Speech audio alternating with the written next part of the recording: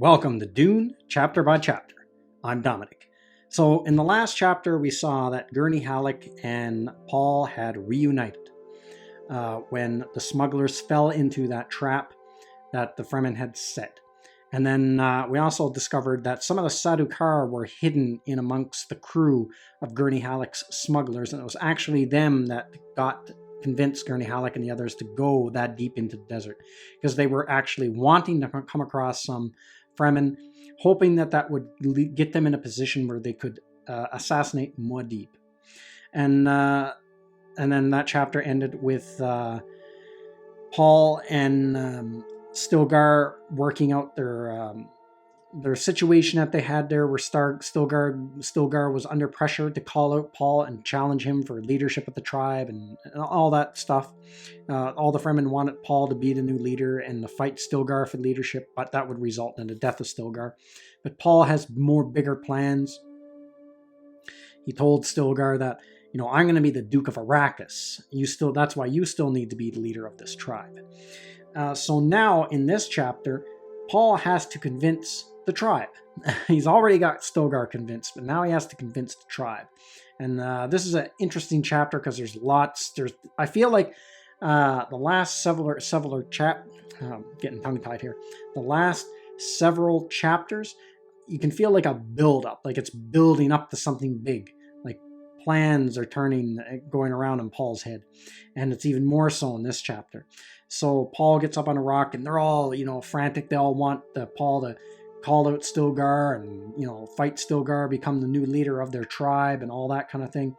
And Jessica can even sense it, that the Fremen there's almost like this pressure building up in the Fremen, that they need some kind of a victory or some kind of something against the Harkonnens, some kind of a victory. Like they're just, and it's starting to manifest itself in this. So Paul gets up on a rock and he starts telling the Fremen, things have got to change. There's changes coming to Arrakis, whether we like it or not, because of the Emperor, because of the Harkonnens. You want me to call out Stilgar? Well, why would I waste such a good asset like Stilgar? He's strong, he's wise, he's a fantastic leader. But they still wanted to call him out, and he says, and he stands no chance. He just tells them, not bragging, but he stands no chance. I can best him in combat. I can best anyone in this tribe in combat. So I know I'm going to win. I'm going to kill Stilgar. So what's the point? And then he goes on to tell them, besides, why waste time killing each other in these feuds with these Fremen customs when we could be out killing the real enemy, and that's the Harkonnens, the ones who now have control of Arrakis. And then he tells them, I can't be the leader of your tribe. Stilgar has to be the leader. He goes, because I am going to be your duke. I am going to be, Duke of Arrakis. I'm going to rule all of Arrakis. I'm going to be the leader of not just this tribe, but all the tribes. So he uses the prophecy that was woven into the Fremen by the Missionaria Protectiva, a long, long time ago, when they went there and they planted that religion in amongst the Fremen. So he's taking advantage of that. He's using that to his fullest to convince all the Fremen that this is a bad move to have me fight Stilgar. And so then he goes, we have to take on the real enemy, the Harkonnens. And so then all the Fremen, they kind of start to cool down. Then they start chanting his name, Duke Paul Atreides, Muad'Dib, and all this kind of thing. They all start going crazy there, the whole crowd. So he's successful in convincing them that him battling Stilgar would be a waste of time. And he says, he tells he wants all the chiefs, all the leaders, he wants to bring together a big war council right away. But before he does that, he has Stilgar pledge his loyalty to House Atreides. And it's almost like it's almost like he knights him, kind of. That's how I kind of visualize it in my book, him saying this oath to Paul. So you can see now the culture of the Fremen culture is starting to change here in small ways, and it'll change even more in the further books. But it's really starting here, and you can feel there's a buildup, like something's coming. Like Paul wants to get all the Fremen ready. This is just like an irritant, a waste of time. He sees he's got to deal with this. Now that he got this out of the way, now he can go forward with his real plans. And so anyway, he tells them, we got to strike now against the Beast Raban.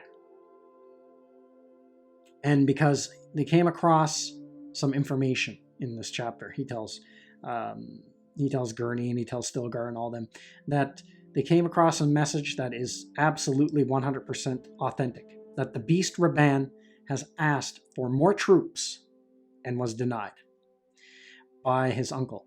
So that means he's cut off. So now is the time to strike against the Beast Raban, because he is cut off. No one sending him anything. He has no backup. He's all alone. He's like losing Arrakis at this point. So they have power. So that's what he wants to do. He wants to marshal all their tribe leaders, all create a war council and plan an attack against the Beast Raban and to take back Arrakis. So that's what he's got planned. On top of that, he knows of a way to destroy the spice. So now he's even got the attention of the Spacing Guild. So that's like a really that's an interesting development. So Paul sees this as a huge opportunity to destroy the Harkonnens, and he wants to. But first, he's got to unite all the tribes as one, because the tribes aren't totally 100% united. And he does this by declaring himself the Duke of all Arrakis. And that's why he can't fight Stilgar, because Stilgar is the leader of the tribe. He's going to be the leader of the planet. And so then anyway, we move on in the chapter. We go to Lady Jessica. And she's still having a lot of doubts about Chani in this chapter. She really doesn't like the idea that they're an item, her and Paul, because she's brought up in this world where you can't just marry someone because you love them. In her world, you have to marry someone for political reasons or to gain some type of power. Because that's why she was only ever Duke Leto's concubine, is because he wanted to ascend further up the political ladder through marriage somehow. And so she can't really think outside of that, and she even says so in the book. So what she says about Chani in the book: what can his desert woman do for a duke except serve him coffee? She brings him no power, no family. Paul has only one major chance to ally himself with a powerful great house, perhaps even the imperial family. There are marriageable princesses after all, and every one of them Bene Gesserit trained. So you can see her, she doesn't like, Chani's not Bene Gesserit, she hasn't been trained by a Bene Gesserit, and she's not any kind of royalty, nothing like that, so that's why she can't wrap her brain around it and why she doesn't want Paul to marry her. But what's interesting is that phrase also shows how far the power of the Bene Gesserit go. That almost everyone royal, like all the princesses, all the queens, they're all Bene Gesserit. And they all have their own agenda going on that the rest of the empire doesn't know about it. They're almost like the behind-the-scenes puppet masters of the empire. That's why the emperor doesn't have a son. It's because the Bene Gesserit, they don't want it. He can only ever have daughters. That's it. The Bene Gesserit, they won't give him a son. So that's how much power the Bene Gesserit have in this universe. They can deny the emperor a son. So, I mean, that's pretty interesting. And so then anyway, she goes to her quarters, and while she's contemplating this, she gets confronted by Gurney Halleck. And Gurney Halleck comes in, and then she's happy to see him. Then there's something not right here. So then Gurney seizes hold of her, and he has his hand on her throat in a chokehold, and then he's got a knife tip at her back, and he basically tells her, try to use the voice, do anything, and you're going to get this knife in the back. Don't even move. And then she's totally dumbfounded. She doesn't understand it at all. Because they don't know that this was also part of the Harkonnen plan, was that they wanted to weave misinformation in House Atreides. They wanted to use one of the Atreides to betray them all, and then wanted to use lies and all that to point the finger at someone else. So that someone else was Lady Jessica. So they purposely did that, so that would also distract Thufir Hawat. So then Gurney Halleck doesn't even know it was Yui at all at this point. He still thinks it was Lady Jessica. And then Paul comes into the room, and then he sees this, and then he's like, what the hell is going on here? What's gotten into you, Gurney? And then he tells him, like, look, you harmed my mother. You're going to be dead before you even hit the floor. And so anyway, he has to convince him that, and Gurney's like convinced, no, she was a traitor. She betrayed us, and, she, killed your father. She caused House Atreides to collapse. And then Paul tells her, no, he said, we got evidence, 100%. You got to trust me that we got evidence that's undisputable that Dr. Yui was the actual traitor. But Gurney doesn't really know what to think. He says, well, how can that be? He had imperial conditioning. He can't betray anyone. But Paul tells him, no, the Harkonnens found a way to break his conditioning, and they got him to betray us. And then so they finally convince Gurney. He lets Lady Jessica go, and he's all like upset with himself, and he doesn't know what to think because he almost murdered her, and he feels like totally horrible about it. And he even, like, for a moment begs Paul, I'm useless, I'm terrible, just kill me now. And then he begs Jessica, kill me, please. Then Paul just tells him, stop being a fool. We're not going to kill you. We need you against the Harkonnens. You're one of us. If we're going to kill anyone, it's going to be Harkonnens. But what's interesting is this kind of like snaps Jessica out of her way of thinking about Chani. And then just seeing how Paul reacted to Gurney Halleck capturing her and stuff like that. And so she says, about being awakened and stuff like that. And she says that, and because Paul says something like that, he says that, that situation caused something to awaken in him. And so that kind of made Jessica think.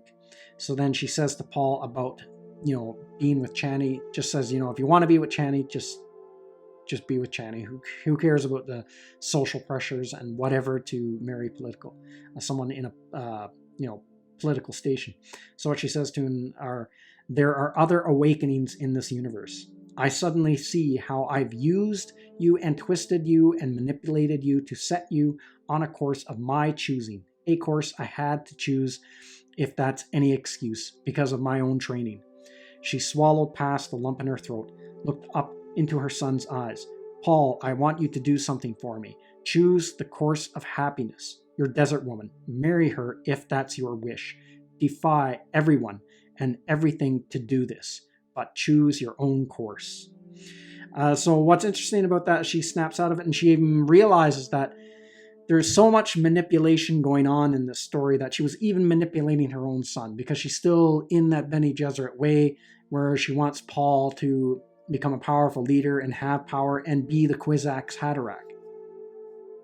And that's what the Bene Gesserit wanted. So she's still going down this path, but then she realizes, I was manipulating you the whole time. If you want to marry Chani and be happy, just do it. So that was an interesting development in the character in that chapter. So then this chapter ends on a very interesting note. So then, Gurney's on their side. The misunderstanding is cleared up. Gurney knows that Lady Jessica wasn't the traitor. It was actually Dr. Yue. And Paul leaves. And then as he leaves, he leaves Gurney there playing Jessica's favorite song on the basslet for her and all that kind of thing. As he's leaving, he realizes something. That he's been, up to this point, his advantage is he's been able to see into the future and see multiple timelines and all this. But this whole encounter with Gurney, he couldn't see it. He didn't see this coming at all. So that kind of like, he doesn't really like that. He's almost become dependent on his abilities to see into the future. And so anyway, he makes a realization. He goes by where they keep the young worms that they use for their water of life ritual and all that. And then now he's got to make a choice, because he's kind of hit like a barrier on what his abilities can do, because he's consumed so much spice and he's so saturated with it that he's almost like maxed out on it. Like he can't draw any more abilities from it. Like the spice isn't going to give him any more prescience, nothing. Like he's kind of maxed the whole thing out. So now he has to go even further. and risk taking the water of life to see into the future. But the only the Bene Gesserit have ever been able to transmutate the water of life. A male has never been able to do it. All the men who have ever tried have tried and died. And so now Paul is going to try it. And he says at the end of this chapter, he goes, "I will drown the Maker. We will see now whether I am the Kwisatz Haderach who can survive the test that the Reverend Mothers have survived." And so now that's what he's going to go do. So you got this huge battle that's brewing, this plan to strike at Raban. He's cut off. He's not getting any help from his uncle now. He's on his own. And they can see this is the moment to strike. This is the moment to go after the Harkonnens and take back Arrakis. But at this crucial point, he can no longer see into the future because he couldn't see this event with Gurney Halleck happening. So now he's got to do something very dangerous. He's got to take the water of life and see if that will break through that barrier, and he'll be able to see further into the future, and he'll be even more prescient. So some pretty interesting things happening in the near future of the story here.